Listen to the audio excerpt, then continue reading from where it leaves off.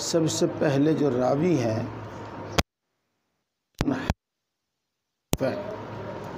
تو ان کا پورا نام یہاں مذکور ہے، کنیت بھی مذکور ہے، نام بھی مذکور ہے، باپ کا نام بھی مذکور ہے۔ بس ان کے متعلق ایک بات یاد رکھنی چاہیے کہ یہ اپنے استاد شعیب سے جو روایت کرتے ہیں، اگرچہ یہ اخبرانہ سے روایت کرتے ہیں، اور اخبرانہ کا مطلب ہوتا ہے بذات خود سننا، براہ راست سننا، لیکن شعیب سے سن کر یہ بیان نہیں کرتے، بلکہ شعیب کی کتاب کو دیکھ کر، کتاب میں دیکھ کر یہ بیان کرتے ہیں اور کہتے ہیں اخبرانہ۔ لیکن تمام محدثین ان کو ثقہ اور ثبت مانتے ہیں، اور ان کی اجازت یعنی مجاز لہو ان کو مانتے ہیں، اور اس پر اعتماد کر کے امام بخاری علیہ رحمہ تک ان کی حدیث روایت کرتے ہیں۔ اب یہ شعیب، ان کی کنیت ابو بشر اور نام شعیب ہے، اور ان کے باپ کی کنیت ابی حمزہ اور نام دینار ہے۔ ان کے بارے میں بھی یہ آیا ہے کہ امام زہری کے مخصوص شاگردوں میں سے ہیں اور مضبوط راویوں میں سے ہیں۔ قال اخبرنی عبید اللہ ابن عبداللہ ابن عتبہ ابن مسعود۔ ان پر کلام پہلے بھی آ چکا ہے کہ یہ حضرت عبداللہ ابن مسعود کے بھائی عتبہ کے پوتے ہوئے تو گویا کہ حضرت عبداللہ ابن مسعود کے پوتے ہوئے یہ، اور یہ معتمد ثقہ لوگوں میں سے ہیں، اور آپ نے جو سنی ہے کہ اصطلاح مدینہ کے فقہاء سبعہ ان میں سے ہیں۔ عبداللہ ابن عباس رضی اللہ تعالی عنہ کے بارے میں پہلے آ چکا ہے، اور ابو سفیان کو بھی آپ اچھی طرح جانتے ہیں۔ ان کی کنیت ابو سفیان ہے، اسی سے زیادہ مشہور ہے، اور ان کا نام ہے صخر، اور ان کے باپ کا نام ہے حرب، ان کے دادا کا نام ہے امیہ، ان کے پردادا کا نام ہے عبد شمس، اور پردادا سے اوپر ہے عبد مناف۔ یہ میں نے اس لیے بتایا آپ کو کہ یہ چوتھی پشت میں جا کر رسول اللہ صلی اللہ علیہ وسلم کے سلسلے نسب میں شامل و شریک ہو جاتے ہیں، اور یہ جاننا اس لیے بھی ضروری تھا کہ ابھی حدیث پاک میں آوے گا کہ اس قافلے سے خطاب کر کے ہرقل کہے گا کہ جو شخص نبوت کا دعویٰ کر رہا ہے اس میں نسب کے اعتبار سے سب سے زیادہ قریب تم میں سے کون ہے؟ تو ابو سفیان کہیں گے آگے بڑھ کر کہ میں ہوں۔ تو آپ کو معلوم ہو گیا کہ ابو سفیان کا سلسلہ نسب رسول اللہ صلی اللہ علیہ وسلم سے مل جاتا ہے چوتھی پشت میں۔ یہ تین روات کے بارے میں ہو گیا۔ اب میرا جی یہ چاہتا ہے کہ پہلے میں آپ کو اجمالی طور پر ہی یہ قصہ بتاؤں، تاکہ مرتب طریقے پر یہ قصہ آپ کے ذہن نشین ہو جاوے، اور اس کے بعد پھر ہم ایک ایک جملہ پڑھتے رہیں گے، اس کا ترجمہ بھی کرتے رہیں گے، اور جو کچھ پر عرض کرنا ہوگا وہ عرض بھی کیا جاتا رہے گا۔ تو آپ سب سے پہلے یہ سمجھیے گا کہ اس زمانے کی مشہور دو حکومتیں جو زمانے کی سپر طاقتیں تھیں، ایک کو فارس کہتے تھے اور ایک کو روم کہتے تھے، ان کا حلقہ حکومت بہت وسیع تھا، اور یوں سمجھ لیجئے گا کہ قابل ذکر مملکتیں یا اس کے زیر اثر تھی یا اس کے زیر اثر تھی، خصوصاً عرب، مصر اور شام اور یمن وغیرہ یہ بھی روم کے ماتحت تھے، اور عراق، ایران وغیرہ یہ تو فارس میں تھے ہی یہ، اور ان میں آپس میں جنگ جاری رہتی تھی۔ سن 614 میں جب رسول اللہ صلی اللہ علیہ وسلم کی عمر شریف 45 سال تھی اور آپ کو نبوت ملے 5 سال ہو چکے تھے، اس وقت ان دونوں پہ آپس میں ایک جنگ ہوئی تھی۔ وہ قصہ جو آپ نے سورہ روم کا شان نزول کے طور پر پڑھا ہے وہ اسی سے وابستہ ہے۔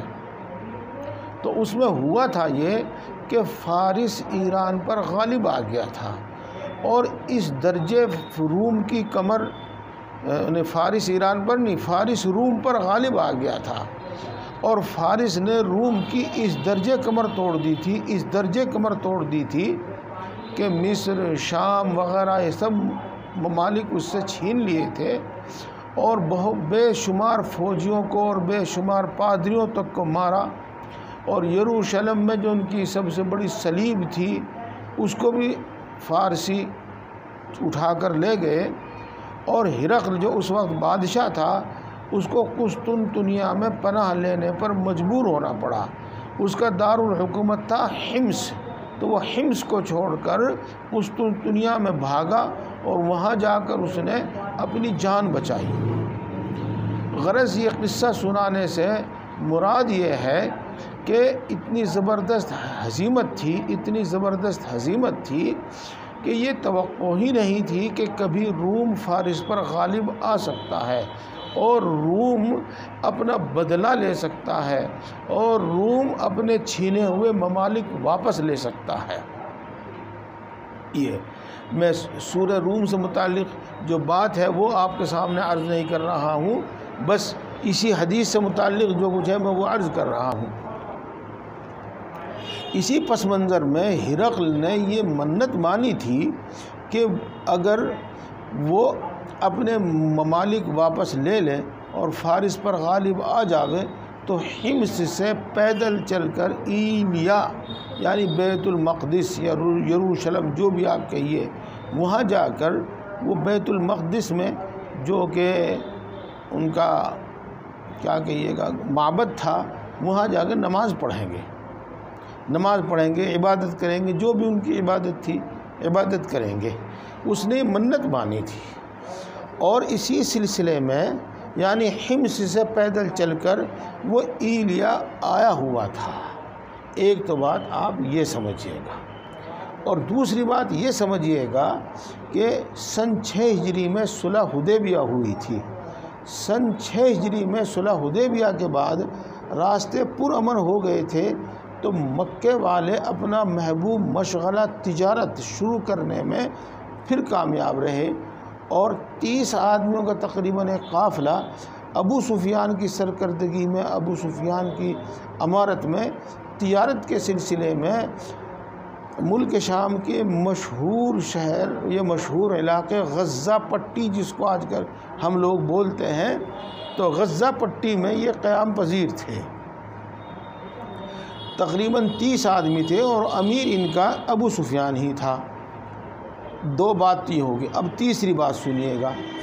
رسول اللہ صلی اللہ علیہ وسلم جب صلح حدیبیہ کے بعد کسی قدر کفار اور مشرکین مکہ سے، کفار عرب سے، مشرکین مکہ سے، قریش مکہ سے تھوڑا سا سکون ملا، تو آپ نے پوری دنیا کے طرف توجہ فرمائی، اور قرب و جوار کے بادشاہوں کو دعوتی خطوط لکھے۔ اسی سلسلے میں ایک خط حضرت دحیہ کلبی رضی اللہ تعالی عنہ کو رسول اللہ صلی اللہ علیہ وسلم نے لکھ کر دیا تھا، اور ان کو یہ حکم تھا کہ وہ یہ خط بصرہ کے امیر کے پاس پہنچا دیں۔ تو حضرت دحیہ کلبی نے وہ خط بصرہ کے امیر کے پاس پہنچا دیا تھا، جو ہرقل کا ماتحت تھا۔ یہ سمجھیے گا آپ۔ اب ایک تیسری بات سمجھیے گا۔ ایک تو ہے کوفہ بصرہ، وہ بصرہ الگ ہے اور یہ بصرہ الگ ہے۔ یہ ملک شام کا ایک مشہور شہر ہے جس پر ہرقل کی بادشاہت تھی، اور اسی کی طرف سے ایک امیر اور حاکم مقرر متعین تھا۔ یہ تو دحیہ کلبی رضی اللہ تعالی عنہ نے سن 7 ہجری میں رسول اللہ صلی اللہ علیہ وسلم کا والہ نامہ بصرہ کے حاکم کے پاس پہنچایا تھا، اور بصرہ نے، امیر بصرہ نے، عظیم بصرہ نے وہ والہ نامہ ہرقل کے پاس ایلیا میں یا بیت المقدس میں پہنچایا تھا۔ اس طرح پر یہ قصہ۔ یہاں پر آپ یہ سوال کر سکتے ہیں کہ حضرت دحیہ کلبی براہ راست ہرقل کے پاس خط لے کر کیوں نہیں پہنچے تھے، بلکہ عظیم بصرہ یعنی امیر بصرہ حاکم بصرہ کے پاس خط لے کر کیوں پہنچے تھے؟ تو وجہ یہ ہے کہ وہ اپنے آپ کو شہنشاہ، بادشاہوں کا بھی بادشاہ کہا کرتا تھا، اور گویا کہ وہ ہوتا بھی تھا، مانا بھی جاتا تھا، تو براہ راست وہ کسی کا خط قبول بھی نہیں کرتا تھا، بلکہ اس کے ماتحت کسی عظیم کو، کسی حاکم کو خط دیا جاوے اور وہ اس کو پہنچاوے، تب وہ اس کو لیتا تھا، قبول کرتا تھا۔ اسی عادت کے مطابق حضرت دحیہ کلبی نے وہ خط بصرہ کے حاکم کو پہنچایا تھا، اور رسول اللہ صلی اللہ علیہ وسلم نے حضرت دحیہ کلبی کو حکم بھی اسی لیے دیا تھا، یہ کہ عظیم بصرہ کو پہنچاوے، ہرقل کو پہنچانے کا حکم نہیں دیا تھا۔ یہ بات یہاں تک ہو گئی۔ اب اس کے بعد چلیے گا، جب یہ خط ہرقل کے پاس پہنچا تو سب سے پہلے آپ یہ جانیے گا کہ ہرقل ایک زبردست عالم تھا، اپنا مذہبی علم بھی اس کے پاس بہت تھا، اور اس کے ساتھ ساتھ یوں کہتے ہیں کہ وہ کاہن اور نجومی بھی تھا، اور کاہن اور نجومی ہونے کے ساتھ ساتھ جیسا کہ اس کے معاملے سے، اس کے اس قصے سے جو دو قصے ذکر کیے گئے ہیں حدیث پاک میں، ان دونوں قصوں سے معلوم ہوتا ہے کہ وہ انتہائی عقل مند بھی تھا۔ تو دیکھو، اپنے مذہب کا عالم بھی تھا اور زبردست عالم تھا، اور اس کے ساتھ ساتھ عقل مند انسان تھا، اس کے ساتھ ساتھ وہ کاہن بھی تھا۔ تو جب اس کے پاس یہ خط پہنچا، اور اس طرح سے پہنچا کہ فلاں شخص جس نے نبوت کا دعویٰ کیا ہے اس نے یہ خط آپ کے پاس بھیجا ہے، تو اس نے اس کو پڑھنے سے پہلے اور اس پر رد عمل دینے سے پہلے اور اس خط کے ساتھ کیا برتاؤ کرنا ہے وہ برتاؤ کرنے سے پہلے اس کی تحقیق ضروری سمجھی کہ واقعی یہ شخص مدعی نبوت نبی ہے یا محض دعویٰ ہے یا سچ مچ میں نبی ہے۔ تو اس نے یہ تحقیق کرنی چاہیے، اور اس تحقیق کے بعد پھر اس کا فیصلہ بالکل درست تھا کہ اگر یہ مدعی نبوت ہے، نبی نہیں ہے، تو اس کے ساتھ اس طرح کا معاملہ کیا جاوے، اور اگر یہ واقعی نبی ہے تو اس کے پاس پھر نبی جیسا برتاؤ کیا جاوے۔ بات یہاں تک امید ہے کہ آپ کی سمجھ میں آئی ہوں گی سبھی، اور ترتیب وار جیسے میں نے بتائی اسی ترتیب کے ساتھ آپ کے ذہن نشین بھی ہوئی ہوں گی۔ بس اور بات تو جو کچھ ہے نصیحتیں آپ خود معلوم کر رہے ہیں، خود جان رہے ہیں، اور ان سب پر کلام کرنا میرے لیے ممکن بھی نہیں ہے۔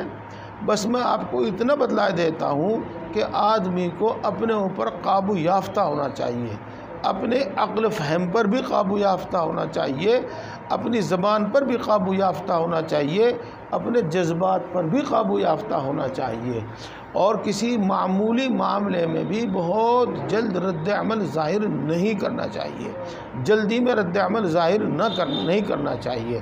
اور جہاں تک معاملات کا، تو اس میں تو بہت ہی صلاح مشورہ، تحقیق، تفتیش، اس کے بعد پھر کوئی رد عمل ظاہر کرنا چاہیے۔ فوراً ہی بول دینا، فوراً ہی رد کر دینا، فوراً ہی بات کاٹ دینا، یا فوراً ہی قبول کر لینا، یہ عقل کا تقاضا نہیں، یہ بے عقلی کی علامت ہے۔ چلیے، تو یہ ہوا جب ہرقل کو یہ خط پہنچا۔ ایک دوسری بات اور سن لیجئے جو آپ کی سنی ہوئی ہے کہ ہرقل اس کا نام تھا اور اس کا لقب تھا قیصر روم، جیسا کہ ایران اور فارس کے بادشاہ کو کسریٰ کہا کرتے تھے، روم کے بادشاہ کو قیصر کہا جاتا تھا۔ اور قصر کے معنی اگرچہ چیرنے پھاڑنے کے ہیں، اور قیصر کے معنی ہے چیرا پھاڑا ہوا، لیکن یوں کہتے ہیں کہ ان کے بادشاہوں میں سے ایک کے پیدائش کے وقت اس کی ماں کا انتقال ہو گیا تھا، تو اس کی ماں کا پیٹ چیر کر تب اس بچے کو نکالا گیا تھا، اور پھر وہ اس ملک عظیم کا بادشاہ بنا، تو اسی نام پر اب سب کو قیصر کہنے لگے۔ یہ ہوا تو جب رسول اللہ صلی اللہ علیہ وسلم کا خط قیصر روم کے پاس پہنچا اور ہرقل کے پاس پہنچا، اور اس نے تحقیق و تفتیش کرنی چاہی، تو اس نے یہ حکم نافذ کیا کہ مملکت میں اور ملک شام میں جو عرب لوگ ہیں ان میں سے کسی عربی کو بلا کر لاؤ، کوئی قافلہ ہو تو اس کو بلا کر لاؤ۔ چنانچہ اس حکم کے نافذ ہونے کے بعد اس کو ہمارے ہاں کہتے ہیں ہر کارے یعنی نمائندے سرکاری کارندے، وہ ملک میں پھیل گئے اور اس تلاش میں نکلے کہ عرب لوگ ملے۔ حسن اتفاق سے ایک وفد ان کا یا ایک شخص ان کا غزہ پٹی میں پہنچا اور اس قافلے سے ملا۔ اس قافلے سے مل کر اور حالات پوچھ کر اس نے جان لیا کہ یہ عرب کے ہی نہیں بلکہ خاص مکہ کے رہنے والے ہیں۔ تو انہوں نے ہرقل کا ان کو پیغام سنایا اور یہ کہا کہ آپ سب کو ہرقل نے طلب کیا ہے۔ چنانچہ یہ سب ہرقل کے پاس پہنچ گئے۔ ہرقل نے ان کو اپنے پاس بلانے کے بعد پوری طریقے سے دربار سجایا۔ دربار سجانے کا مطلب یہی ہوتا ہے کہ بادشاہ شان و شوکت کے ساتھ بیٹھا، اور ہماری عرف میں ان کو کہتے ہیں ارکان دولت، ارکان سلطنت، یعنی حکومت کے بڑے لوگ جن میں علماء بھی ہوتے ہیں اور حکام بھی ہوتے ہیں، رؤساء ہوتے ہیں، اسی طریقے سے اپنے آس پاس کے علاقوں کے حاکم ہوتے ہیں۔ چنانچہ یہ آیا ہے کہ بادشاہ جب حمص سے ایلیا کے لیے پیدل چلا تھا تو پوری فوج اس کے ساتھ تھی، اور فوج کے ساتھ ہونے کے ساتھ ساتھ جتنے بھی صوبے تھے یعنی جتنے بھی ماتحت اس کے حاکم تھے وہ سب اس کے ساتھ تھے۔ لہذا ایک شان و شوکت والا دربار سجایا گیا، دربار لگایا گیا، اور اس میں ارد گرد دوسرے لوگوں کی کرسیاں رکھی گئی اور اس قافلے کو آگے بلایا گیا، ہرقل کے قریب بلایا گیا۔ ہرقل کے جب یہ قریب پہنچے تو سب سے پہلے اس نے یہ سوال کیا کہ تم میں سے اس شخص سے سب سے زیادہ نسب کے اعتبار سے قریب کون ہے؟ تو ابو سفیان نے کہا کہ سب سے زیادہ قریب میں ہوں۔ تو اس کے بعد ابو سفیان کو آگے اور باقی قافلے والوں کو اس کی پیٹھ کے پیچھے بٹھا دیا گیا، اور پھر ابو سفیان سے سوال شروع ہوئے۔ یہ ہوا جو کچھ آگے آئے گا انشاءاللہ وہ کہا جاتا رہے گا، بتایا جاتا رہے گا، لیکن یہاں پر یہ سن لیجئے گا آپ کہ ان کو پیٹھ کے پیچھے کیوں بٹھایا، سامنے کیوں نہیں بٹھایا، برابر میں کیوں نہیں بٹھایا، پیٹھ کے پیچھے کیوں نہیں بٹھایا۔ تو دیکھو اس میں ایک بڑی مصلحت تھی جو ہرقل کے عقل مند ہونے کی دلیل ہے، اس کے عقل مند ہونے کو بیان کرتا ہے۔ اگر یہ سب لوگ سامنے بیٹھے ہوئے ہوتے تو اشارے کنائے ہو سکتے تھے، اور اشارے کنائے میں یہ ہو سکتا تھا کہ وہ سب کہیں کہ ایسا مت کہو، ایسا کہو، یہ بات چھپا لو، یہ بات کہہ دو، وغیرہ وغیرہ۔ اور ساتھ ساتھ اس نے یہ بھی کہا کہ جو میں اس سے سوال کروں اگر یہ صحیح جواب دے تو آپ اس کی تصدیق کریں، اور اگر یہ جھوٹ بولے تو اس کی تکذیب کریں اور بتاویں کہ اس نے یہاں پر یہ جھوٹ بولا ہے۔ تو اگرچہ ابو سفیان جیسا کہ اس میں آوے گا جھوٹ بولنے کا ارادہ رکھتا تھا اور جھوٹ بولنا چاہتا تھا، لیکن اس کو دو خدشے لگے ہوئے تھے۔ ایک خدشہ تو یہ لگا ہوا تھا کہ ممکن ہے کہ بھرے دربار میں کوئی ٹوک دے اور میرا جھوٹ ثابت ہو جاوے، اور ایک دوسرا خطرہ تو یقینی طور پر تھا کہ یہاں چاہے بادشاہ کے رعب کی وجہ سے یا آپ اپنی مصلحت کی وجہ سے یہ نہ بولیں، لیکن مکہ مکرمہ میں جا کر تو یہ ضرور کہیں گے کہ ابو سفیان نے وہاں پر یہ جھوٹ بولا، ابو سفیان نے وہاں پر یہ غلط بیانی کی، ابو سفیان نے وہاں پر یہ غلط بیانی کی۔ تو اس طریقے سے ابو سفیان مکے میں جھوٹا مشہور ہو جاوے گا، اور وہ زمانہ آج کا زمانہ نہیں تھا جب جھوٹ بولنے کو کمال سمجھا جاتا تھا، بلکہ ان کا مذہب و ملت کچھ بھی ہو لیکن جھوٹ بولنا بڑا عیب اور بڑی ذلت کا سبب سمجھا جاتا تھا۔ اب میں اس میں ترجمہ کروں گا اور ترجمے کے ساتھ یہ سب بات آتی رہیں گی۔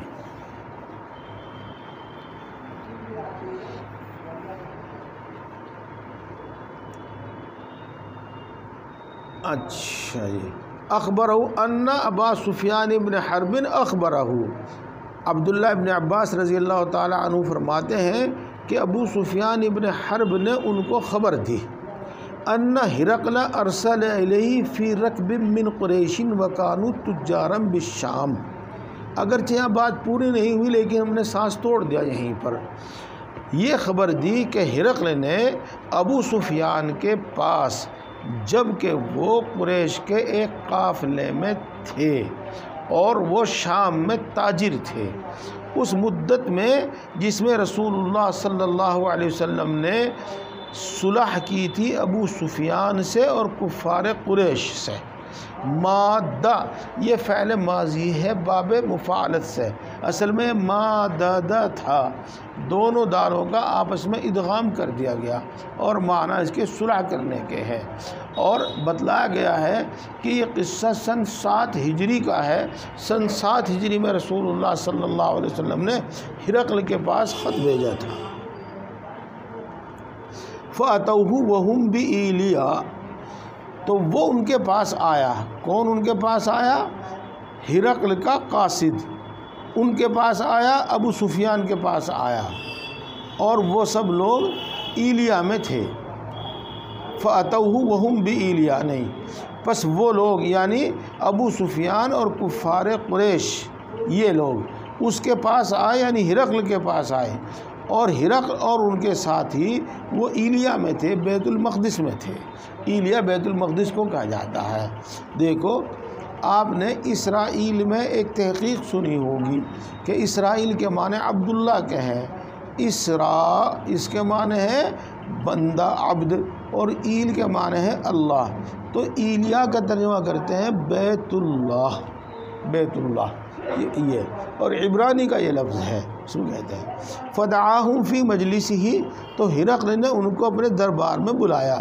وحولہ عظماء الروم، حال یہ ہے کہ اس کے ارد گرد روم کے رؤساء ہیں. عظماء کا ترجمہ رؤساء روم، عظیم روم کے بڑے بڑے لوگ، روم کی بڑی بڑی ہستیاں ہیں. ثم دعاہم ودعا ترجمانہ، یہ ترجمانہ دونوں طریقے سے ہے. پھر انہوں نے ان کو بلایا اور اپنے ترجمان کو بلایا، اور ترجمان کے واسطے سے بات ہوئی. آپ سمجھ رہے ہوں گے کہ ہرقل کی زبان یونانی تھی اور اس قافلے کی زبان عربی تھی. یہ بادشاہ کی بات نہیں سمجھ سکتے تھے، بادشاہ ان کی بات نہیں سمجھ سکتا تھا، اس لیے ترجمان کے واسطے سے بات ہوئی. فقال ایکم اقرب نسبا بهذا الرجل الذي يزعم انه نبی. پھر اس نے یعنی ہرقل نے کہا کہ تم میں سے نسب کے اعتبار سے سب سے زیادہ کون قریب ہے اس شخص سے جو یہ دعویٰ کرتا ہے کہ نبی ہے؟ قال ابو سفیان فقلت انا، ابو سفیان نے کہا کہ اس پر میں نے کہا کہ میں ان سے سب سے زیادہ قریب ہوں نسب کے اعتبار سے.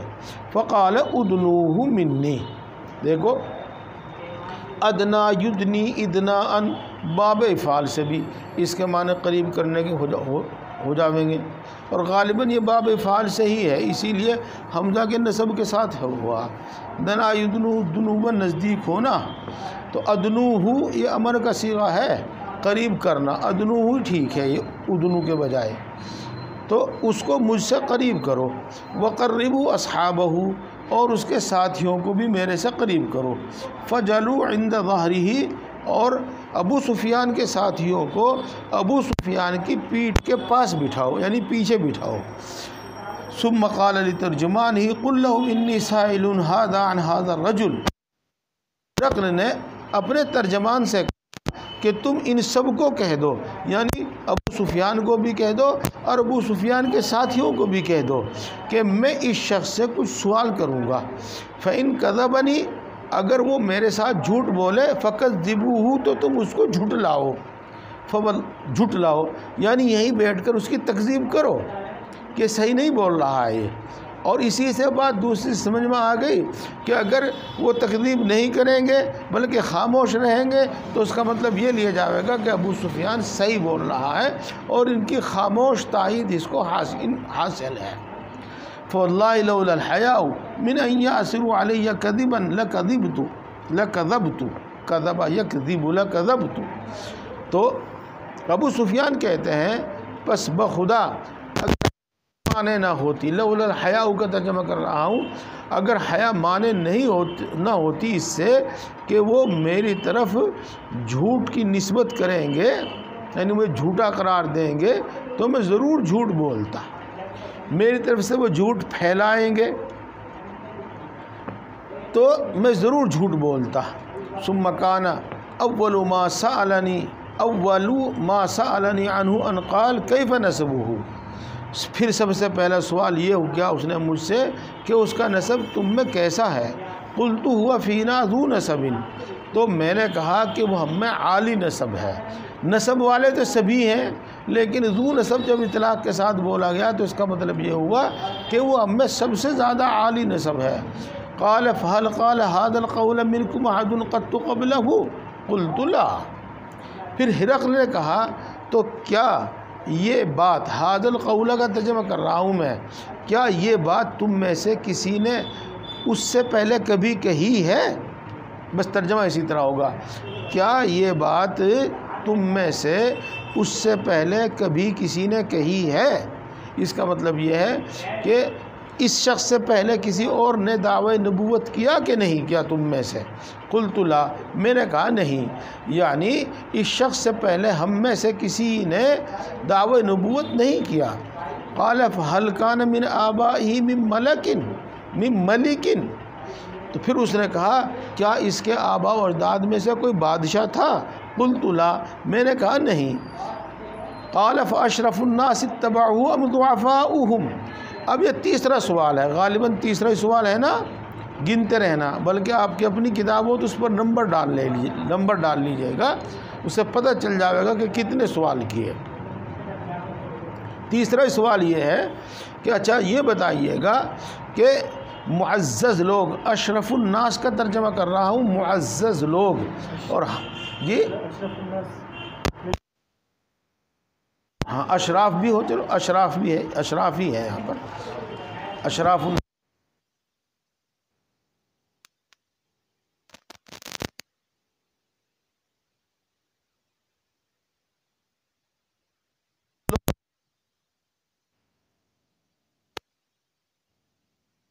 دیکھو کمزور لوگ، ضعفاء لوگ، جو ہر اعتبار سے کمزور ہوتے ہیں، اپنے جتھے کے اعتبار سے بھی کمزور ہوتے ہیں، اپنے عہدوں کے اعتبار سے بھی کمزور ہوتے ہیں، مال و دولت کے اعتبار سے کمزور ہوتے ہیں، جس کو آج کل ہماری اردو میں کہہ دیتے ہیں دلت لوگ، گرے پڑے لوگ، یوں کہیے گا آپ۔ معزز لوگ ان کی پیروی کرتے ہیں یا معاشرے کے گرے پڑے لوگ اور کمزور طبقہ ان کی پیروی کرتا ہے؟ قل بل ضعفاؤہم، تو ابو سفیان کہتے ہیں کہ میں نے کہا کہ انسانوں میں کے ضعیف لوگ، کمزور لوگ، گرے پڑے لوگ ہی ان کی پیروی کرتے ہیں۔ قال ایزیدون ام ینقصون، اس کے بعد ہرقل نے کہا کہ وہ بڑھ رہے ہیں یا گھٹ رہے ہیں؟ دیکھو ترجمہ بالکل ہمارے گاؤں کا ترجمہ ہو گیا کہ روز بروز ان کی تعداد بڑھ رہی ہے یا ان کی تعداد گھٹ رہی ہے؟ قلت بل یزیدون، میں نے کہا کہ روز بروز ان کی تعداد بڑھ رہی ہے۔ دیکھو روز بروز کسی کا ترجمہ نہیں ہے، ماشاءاللہ آپ تو پہلے سے عالم فاضل ہیں اور پھر بخاری شریف پڑھ رہے ہیں، آپ سمجھ سکتے ہیں کہ کون لفظ زائد کر دیا گیا ترجمے میں وضاحت کے واسطے۔ اگر کہیں شبہ ہو جاوے تو پوچھ لیجئے گا، کوئی مسئلہ نہیں ہے۔ قال فهل يرتد احد منهم سخطة لدينه بعد ان يدخل فيه؟ قلت لا۔ پھر ہرقل نے کہا، پھر دیکھو یہاں کسی چیز کا ترجمہ نہیں ہے، کسی لفظ کا ترجمہ پھر نہیں ہے، لیکن میں کہہ رہا ہوں کہ پھر یعنی اس سوال کے بعد پھر دوسرا سوال کیا کہ کیا ان میں سے، کن میں سے؟ جو لوگ اس کی پیروی کر رہے ہیں، جو لوگ اس کے متبعین میں شامل ہو گئے ہیں، تو ان میں سے کوئی اس کے دین کو ناپسند کر کے اس میں داخل ہونے کے بعد واپس لوٹتا ہے؟ دیکھو یرتدو جو سب سے پہلے ہے، اس کا ترجمہ میں نے سب سے بعد میں کیا، اور آپ جانتے ہیں میں ترجمہ ایسے ہی کرتا ہوں۔ کیا ان میں سے، ان کے پیروکاروں میں سے، ان کے متبعین میں سے کوئی شخص اس کے دین کو ناپسند کر کے اس کے دین میں داخل ہونے کے بعد پھر لوٹتا ہے، واپس لوٹتا ہے؟ قلت لا، میں نے کہا کہ نہیں۔ قال هل کنتم تتهمونه بالکذب قبل ان یقول ما قال، پھر اس نے کہا کیا تم لوگ اس کو جھوٹ کے ساتھ متہم کرتے تھے اس سے پہلے کہ اس نے کہا جو کہا؟ اس کا حاصل یہ ہے کہ دعوی نبوت سے پہلے آپ اس کو جھوٹا مانتے تھے یا نہیں مانتے تھے؟ آپ نے اس کے کسی جھوٹ کا تجربہ کیا یا نہیں کیا؟ یہ کہا قلت لا، ہم نے کہا کہ نہیں۔ قال فهل يقدر؟ قلت لا۔ تو اس کے بعد اس نے کہا، یعنی ہرقل نے کہا، تو کیا وہ عہد و پیمان کی خلاف ورزی کرتا ہے؟ یہ میں نے ترجمہ کر دیا، اور ترجمہ اس ڈر سے کر دیا کہ آج لوگ فارسی نہیں پڑھتے، آج طلبہ فارسی نہیں پڑھتے، اگر پڑھتے بھی ہیں تو بس سوتے سوتے گزر جانا کافی سمجھتے ہیں، عرفات کی طرح کہ حج ہو جاوے گا عرفات میں سے اگر سوتے سوتے بھی گزر گیا۔ تو بہت سارے اردو الفاظ بھی نہیں سمجھ پاتے، تو وہ عہد شکنی کرتا ہے کہ نہیں کرتا؟ اسی کو غداری کہا جاتا ہے۔ قلت لا، میں نے کہا کہ نہیں، وہ اس نے کوئی ایسی عہد شکنی نہیں کی ہے، آج تک کوئی عہد شکنی نہیں کی ہے۔ البتہ ابو سفیان یوں کہتے ہیں کہ یہاں پر مجھے کچھ موقع ملا تو میں نے کچھ بات نامناسب بات کہنے کی جرأت اور ہمت کی، اور اس امید پر کہ یہ میری بات جھٹلائی نہیں جا سکے گی۔ چنانچہ اس نے کہا، اور ہم، ابو سفیان نے کہا، اور ہم اس کی طرف سے ایک ایسی مدت میں ہیں کہ نہیں جانتے کہ وہ اس مدت میں کیا کرنے والا ہے، اس مدت میں کیا کرنے والا ہے۔ یہاں تک بات پوری ہو گئی، اور اس کا حاصل یہ ہے کہ ہماری آج اس سے صلح ہو رہی ہے۔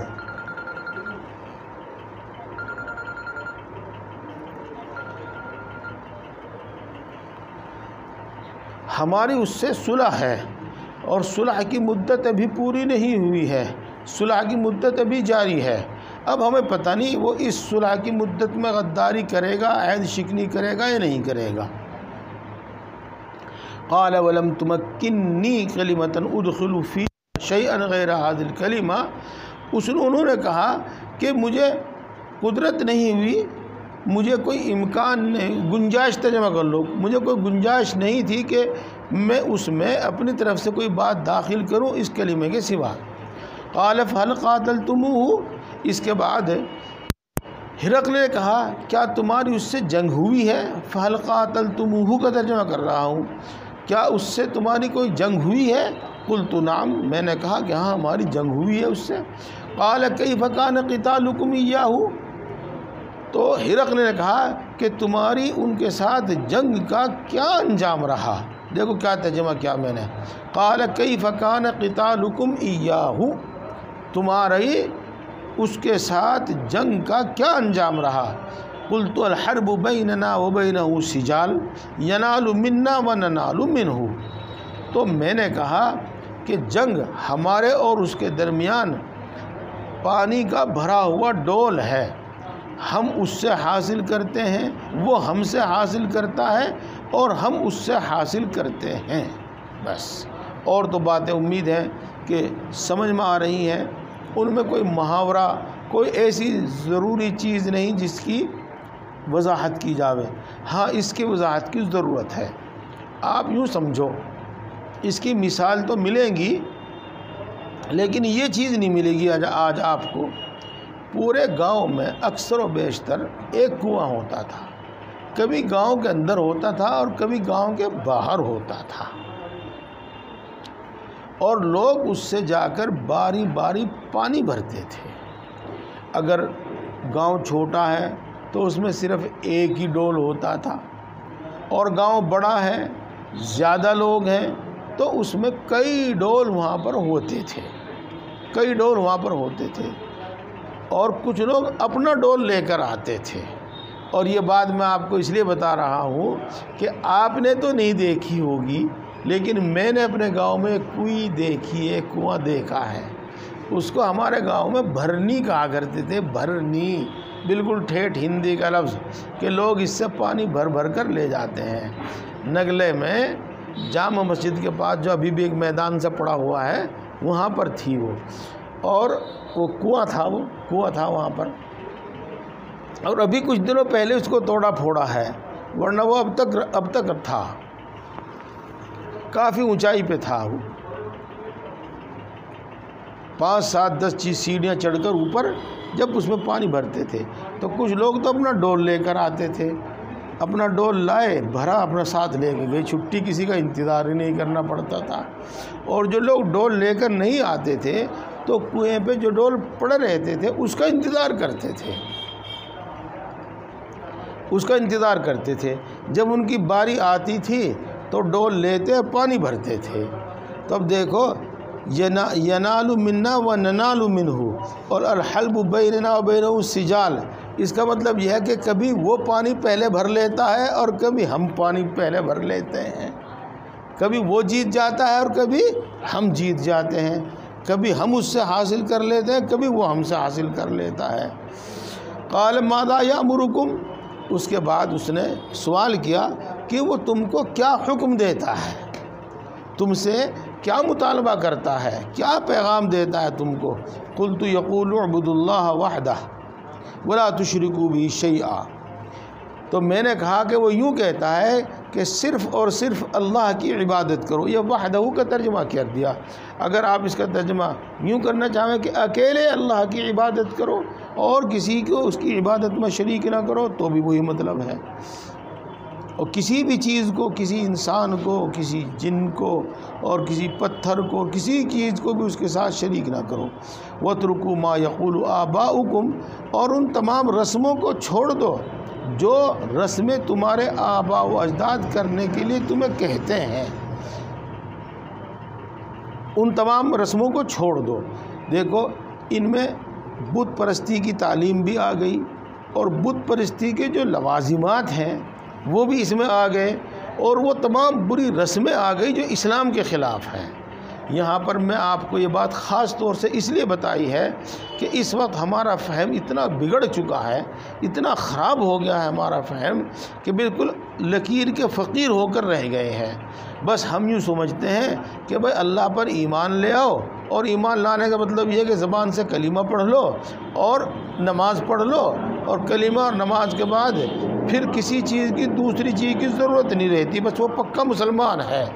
اور اگر اس نے داڑھی رکھ لی تو پھر تو اس کو ولی اللہ ہونے میں اور جنتی ہونے میں کوئی شک و شبہ ہے ہی نہیں، بس یہی 3 کام کافی ہیں۔ یہ سمجھے بیٹھا ہے آدمی۔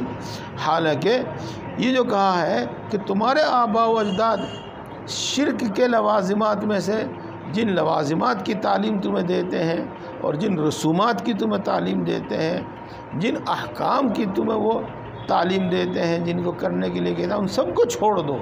چنانچہ رسول اللہ صلی اللہ علیہ وسلم نے یہ کہا تھا حجۃ الوداع میں، اپنے دونوں پیروں سے مسل دیا تھا، میں کچل دی، مسل دی میں نے جاہلیت کی تمام رسمیں۔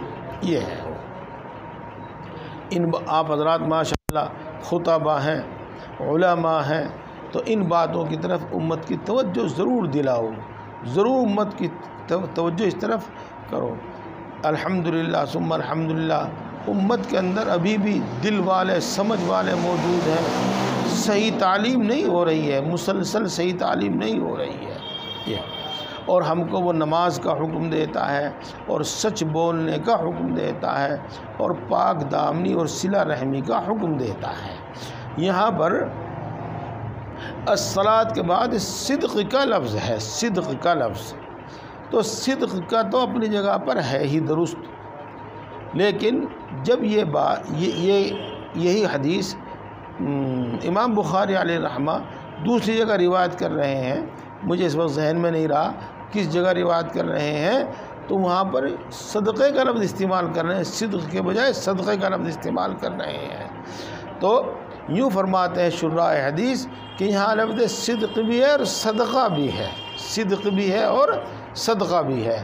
تو ہمیں نماز کا حکم دیتے ہیں اور زکوٰۃ کا حکم دیتے ہیں، صدقے سے مراد ہے زکوٰۃ کا۔ بھیا ادھر بیٹھ جاؤ یا ادھر بیٹھ جاؤ، یہاں بیٹھنا چاہتے ہو یہاں بیٹھ جاؤ۔ نماز کا حکم دیتے ہیں اور زکوٰۃ کا حکم دیتے ہیں، اور سچ بولنے کا حکم دیتے ہیں، اور پاک دامن رہنے کا حکم دیتے ہیں، اور صلہ رحمی کا حکم دیتے ہیں۔ دیکھو، پاک دامن رہنے کا مطلب ہم عام طور سے یہ سمجھ لیتے ہیں کہ آدمی غیر محرم پر بری نگاہ نہ ڈالے، یعنی زنا، بدکاری وغیرہ سے بچے، لیکن پاک دامنی کا مطلب صرف یہی نہیں ہوتا، بلکہ آپ اس کے اوپر جو دیکھ رہا ہے الکف عن المحارم، یعنی جتنے بھی برے اخلاق ہیں، برے اعمال ہیں، ان سب سے پاک رہنا، عفاف کے اندر سب کچھ آ گیا ہے۔ اور میں آپ کی رہنمائی کے واسطے عرض کر دوں کہ اس سلسلے میں آپ حضرت مولانا مسعود اللہ خان صاحب جلال آبادی نور اللہ مرقدہ کی وہ فضل الباری دیکھ لینا، عفاف کے بارے میں خاص طور سے، اور سب دیکھو یا نہ دیکھو، لیکن عفاف کی حضرت نے جو تفسیر فرمائی ہے وہ دیکھ لینا، بہت ہی شاندار، جاندار اور قابل محفوظ کرنے کے قابل، عمل کرنے کے قابل ہے۔ اگلی بات آگے چلیے، اور آگے چلنے سے پہلے میں عرض کر دوں کہ دوسری حدیث پاک میں یہاں دو چیزوں کا ذکر اور ہے۔ یہاں تو صلاۃ، صدق، عفاف اور صلہ، صرف 4 باتوں کا ذکر ہے، اور ایک صدقہ 5ویں چیز آ گئی، اور ایک چھٹی چیز ہے الوفاء بالعہد، اور ایک چیز ہے اداء الامانتی۔ بھائی کھڑے نہیں ہوا کرتے، یہ تو بیٹھ جاؤ یا ادھر بیٹھ جاؤ۔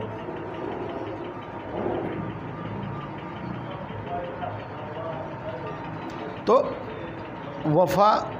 وعدے کا، عہد و پیمان کا پورا کرنا، وعدے کا پورا کرنا، عہد و امان کا، اور امانت کا ادا کرنا۔ اگر آپ ان الفاظ پر غور فرمائیں تو آپ کو حیرت ہونی چاہیے، اور اگر اب تک نہ ہوئی ہو تو میرے عرض کر دینے کے بعد حیرت ہونی چاہیے کہ کریڈٹ جاتا ہے ابو سفیان کو، اور ان کے علم اور عقل کی بھی آپ کو داد دینی چاہیے کہ اس نے اگرچہ ابتدائی زمانہ یعنی صرف 10 سال 13 سال کہہ لیجیے گا دیکھا ہے رسول اللہ صلی اللہ علیہ وسلم کا، اس کے بعد تو خبریں سنتے رہے جب مدینہ تشریف لے گئے، لیکن اس نے دین کی تمام تعلیمات کو اس کے اندر جمع کر دیا، دین کی تمام تعلیمات کو اس کے اندر جمع کر دیا۔ فقال علی ترجمانی ہی۔ اچھا اب آپ ہی بتائیے کتنی دیر ہے؟ وقت ہو گیا، بس ہم یہیں چھوڑ دیتے ہیں، یہاں سے آگے چلیں۔